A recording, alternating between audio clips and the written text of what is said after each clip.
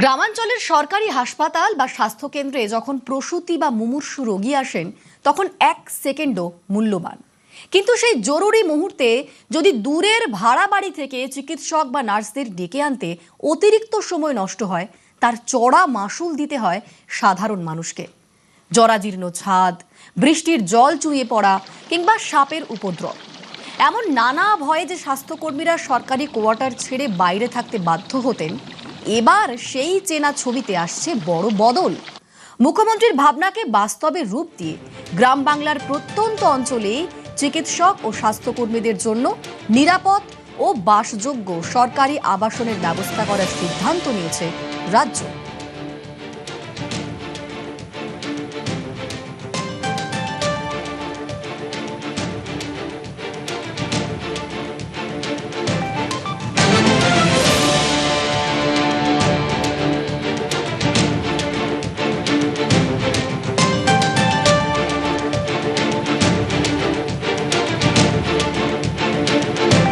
প্রথম ফেজে 200টি প্রান্তিক এবং খুব বাজে অবস্থায় যেখানে আমাদের হাউজিং আছে, ডাক্তার, নার্স এবং ফার্মাসিস্ট এবং জিডিএ, তাদের জন্য 3 BHK, নট 2 BHK।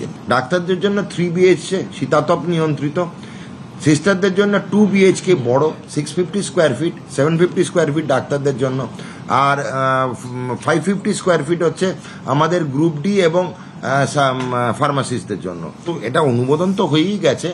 আমরা খালি চেষ্টা করছি একটাই জিনিস, যে সুপরিকল্পিতভাবে করার। যেরকম পিডব্লিউডির কাছ থেকে বাড়ি তৈরির পরিকল্পনা এবং দাম নিচ্ছি, প্রিফ্যাব্রিকেটেড বাড়ির কথাও আমরা একই সঙ্গে পাশাপাশি নিচ্ছি। আমরা দুটো পরিকল্পনাই দেখছি এবং দেখা যাক কোনটা ভালো হয়, সেই অনুযায়ী আমরা এগোবো।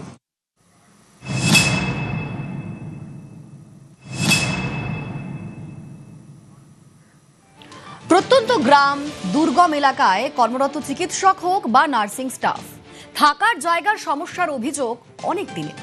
বহু ক্ষেত্রেই সেসব জায়গা বসবাসযোগ্য নয়, এমনই দীর্ঘদিন ধরে অভিযোগ উঠছে। তৃণমূল আমলে কার্যত এসব জায়গায় উন্নয়ন হয়নি বলে অভিযোগ উঠেছে। কেমন অবস্থা গ্রামের হাসপাতাল ও স্বাস্থ্যকেন্দ্রের সরকারি কোয়ার্টারগুলির?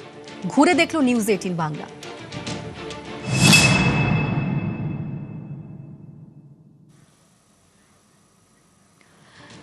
বাইরে থেকে দেখলে একেবারে চকচকে আধুনিক এক ভবন মনে হবে, আহা, গ্রামীণ স্বাস্থ্য পরিষেবায় বুঝি বিপ্লব ঘটে গিয়েছে। কিন্তু জল্পনার কল্পনার মোড়কটি সরিয়ে আপনি যদি সুন্দরবনের গোসাবা গ্রামীণ হাসপাতালের নার্সিং কোয়ার্টারে পা রাখেন, ব্যাস চোখের ভুল ভেঙে চুরমার হয়ে যাবে। যে চিকিৎসা কর্মীরা দিন রাত এক করে আমাদের প্রাণ বাঁচান, ছাদের চাঙড় মাথায় ভেঙে পড়ার ভয়ে তাঁরাই রাতে দু চোখের পাতা এক করতে পারেন না।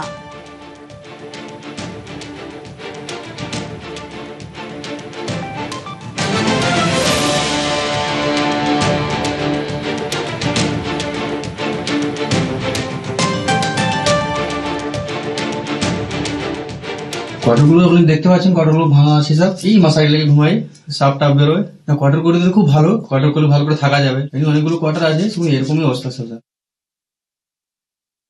গোসাবার যে হসপিটালের যে চাঙড় ভেঙে পড়ার যে বিষয়টা আছে, এটা দুটো কারণ।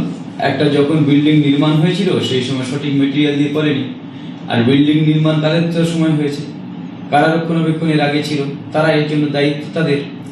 আমরা এবারে যে ব্যবস্থাটা পিডব্লিউডিকে বলেছি, যে সমস্ত বাইরে থেকে নার্স ডাক্তাররা থাকেন তাদের একটা সুন্দরভাবে থাকার ব্যবস্থা করবার, সমস্ত ফেসিলিটি থাকা দরকার।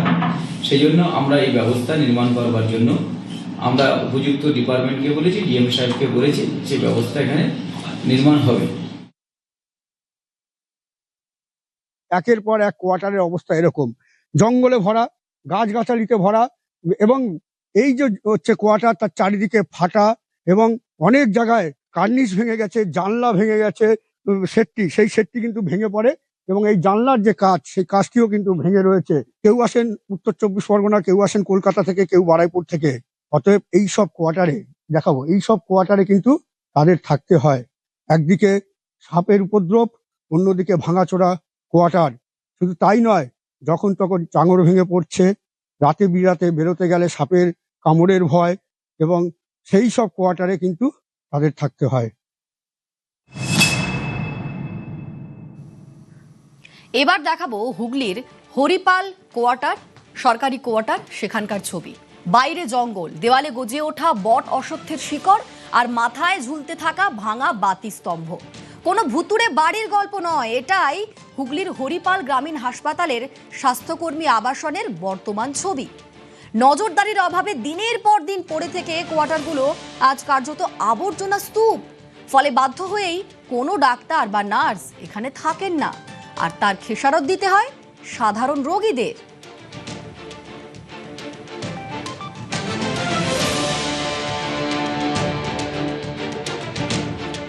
জঙ্গলে ভর্তি, সাপখোপের আড্ডা, এখানে মানুষ থাকার মতো কোনো পরিবেশ নেই। তাই জন্য মানুষ এখানে কোনো পরিবেশে থাকতে পারে না। স্বাস্থ্যকর্মীরা আজকে এখানে যদি না থাকতে পারে তাহলে পরিবেশটা সেভাবে ভালোভাবে দিতে পারছে না।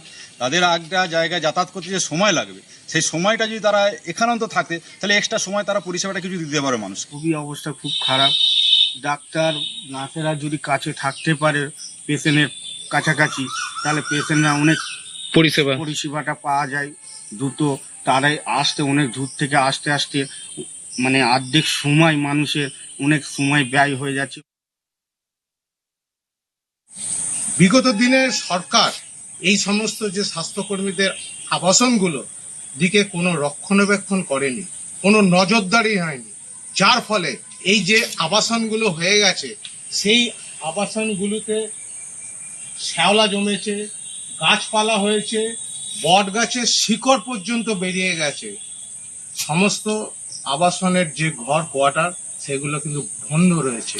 ফলে স্বাস্থ্যকর্মীরা কোয়ার্টারে তারা থাকার উপযুক্ত মনে করছে না। যে স্বাস্থ্য পরিষেবা যে দেবে তারা, যে মানে হাসপাতালে এসে সেই স্বাস্থ্য পরিষেবাটা সেই সমস্ত স্বাস্থ্যকর্মীদের কাছে অস্বাস্থ্যকর পরিবেশে হয়েছে এই সমস্ত যে স্বাস্থ্য কর্মীদের আবাসনগুলো।